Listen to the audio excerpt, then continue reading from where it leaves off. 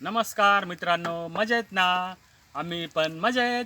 पण मित्रांनो, तुम्हाला सांगू का, आम्ही आहे टोमॅटो उत्पादक शेतकरी.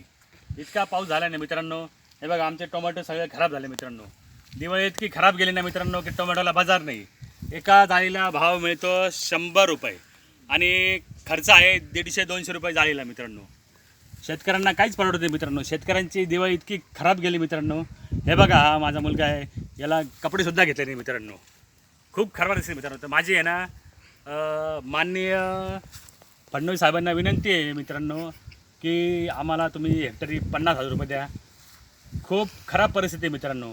माननीय अजितदादा पवार, शिंदे साहेब, तुम्ही आमच्याकडे बघा मित्रांनो.